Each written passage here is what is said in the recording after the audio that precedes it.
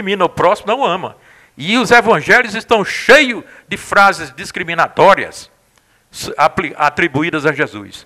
Então eu analiso aqui nesse meu livro muitas frases exclusivistas, discriminatórias, atribuídas a Jesus. Vou citar alguns exemplos, né? Primeiro, frases egoístas sobre Jesus. Como ser egoísta?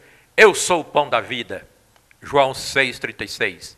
Eu sou a luz do mundo, João 8,12. Eu sou o bom pastor, João 10,11. Eu sou a ressurreição e a vida, João 11,25. Eu sou o caminho, a verdade e a vida, ninguém vai ao Pai a não ser por mim, João 14,6. Eu sou a verdadeira vida, João 15. Será que Jesus é o autor mesmo dessas frases egoístas? Jesus, o Jesus histórico, não era um ser egoísta, mas um ser que ensinava o amor. O que ensina o amor não pode excluir ninguém, não pode ser um ser exclusivista. Então essas declarações exclusivistas são palavras do evangelista João. Todas essas que eu citei aqui são do evangelista João. É o evangelista mais exclusivista de todos, é João. Porque os outros evangelhos, Marcos foi o primeiro, mais antigo, depois Mateus, Lucas, eles não são tão exclusivistas assim. João é o mais exclusivista. Porque João é o único que defende o Jesus mitológico, é o evangelho de João. Os outros não defendem o Jesus mítico, defendem muito mais o Jesus histórico. Mas João é todo baseado no Jesus mitológico, que fez milagres, como ressurreição de Lázaro, transformação de água em vinho, multiplicação de pães, transformou o pão no corpo de Jesus, o vinho no seu sangue. Então, o evangelho de João é o mais mitológico de todos, o que é o mais fundamentado no Jesus mítico e não no Jesus histórico. Essas declarações que eu acabei de citar do evangelista João não são palavras de Jesus, é uma mentira afirmar que são palavras de Jesus. Quem quiser se aprofundar, leia meu livro. João quer provar que Jesus é Deus e por isso põe em seus lábios expressões desse tipo, ou atribui a ele várias ações miraculosas no domínio da natureza, como a transformação de água em vinho, a multiplicação de pães, a caminhada sobre as águas, a pesca milagrosa, a ressurreição de Lázaro, para provar a divindade de Jesus. O objetivo dele é provar que Jesus é Deus. E nós temos que respeitar essa crença, porque 2/3 da humanidade hoje ainda acredita que Jesus é Deus. A população do planeta é de cerca de 7 bilhões, mas cerca de 2 bilhões, mais um pouco mais de 2 bilhões de seres humanos deste planeta acreditam que Jesus é Deus, Deus encarnado. Então, para quem acredita que Jesus é Deus, tudo isso aqui vale. Mas para quem não acredita, como eu, que não acredito mais no Jesus mitológico, mas acredito no Jesus histórico, nada disso é verdade. Tudo isso passa a ser mentiras sobre Jesus. O evangelista João diz exatamente por que é que escreveu a sua obra. Aspas. Para crerdes que Jesus é o Messias, o Filho de Deus, e para que, crendo, tenhais a vida em seu nome. João 20:21.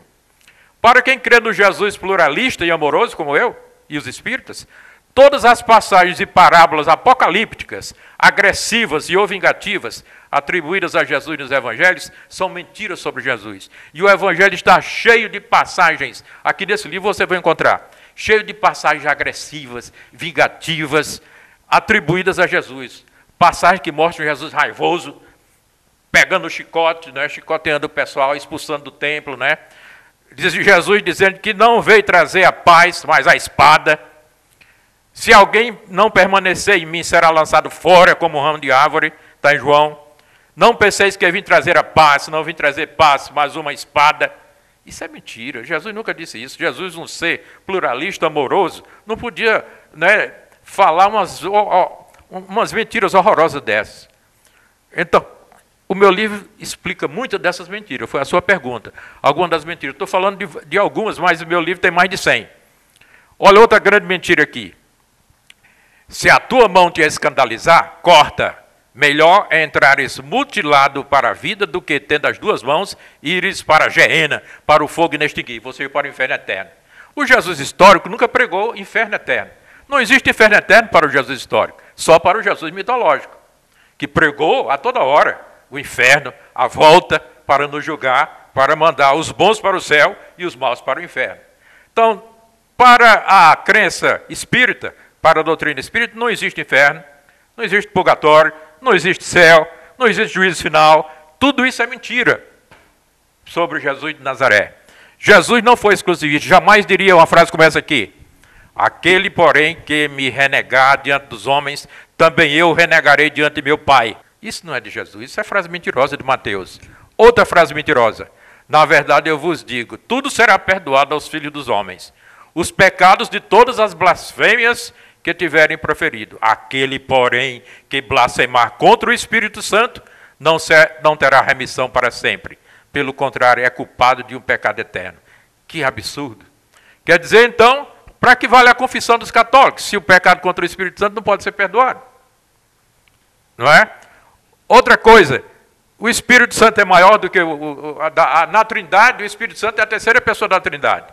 Afirmar isso aqui é como se ele fosse a maior pessoa da Trindade, o Espírito Santo. Bota abaixo o Pai e o Filho. Porque só o Espírito Santo, só o pecado contra o Espírito Santo é que não pode ser perdoado. Isso é um absurdo, não é uma mentira. Olha, vou falar um pouco também das parábolas de Jesus, ainda nessa pergunta. Esse livro trata de umas 12 parábolas de Jesus, todas mentirosas. Parábolas que não são de Jesus, ou se são deles, né, não são exclusivamente de Jesus.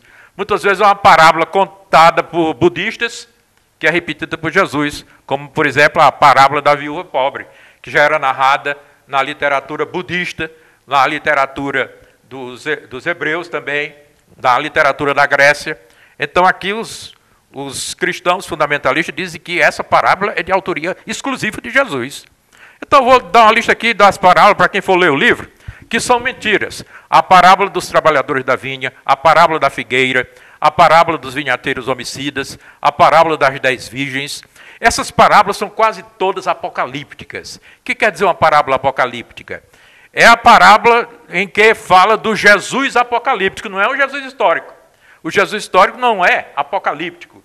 O que é o Jesus apocalíptico? Aquele que vem nos julgar, que vem nos julgar no final do mundo, no juízo final, mandando os bons para o céu e os maus para o inferno eterno. Então, a toda hora nós encontramos passagens na Bíblia, nos Evangelhos, alertando-nos para estarmos preparados para a segunda vinda do Messias. Como na parábola das 10 virgens, em que são 5 prudentes e 5 imprudentes.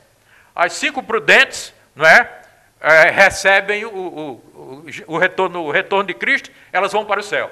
As 5 imprudentes não vão, porque estavam dormindo, o azeite acabou-se, né? Então elas vão para o inferno, não vão para o céu. Então essas parábolas são todas exclusivistas, apocalípticas e, portanto, mentirosas sobre Jesus de Nazaré. Próxima pergunta. 9ª pergunta. Quais os ensinamentos autênticos do Jesus histórico? Excelente pergunta. Essa pergunta é respondida no final do meu livro. Essa pergunta e a última, que é a 10ª, são respondidas no final do meu livro. Perguntas 99 e 100, que o meu livro é estruturado em 100 perguntas e respostas. Então, eu encerro esse meu livro com essas 2 perguntas fundamentais. A primeira é: quais os ensinamentos autênticos de Jesus? E a próxima você vai fazer depois que eu terminar de responder essa. Os ensinamentos autênticos de Jesus, eu já falei um pouco aqui nessa minha entrevista, mas vou aprofundar um pouco mais. O Jesus aqui se refere ao Jesus histórico. Eu estou falando agora do Jesus histórico. Os ensinamentos autênticos do Jesus histórico são resumidos no amor, na caridade.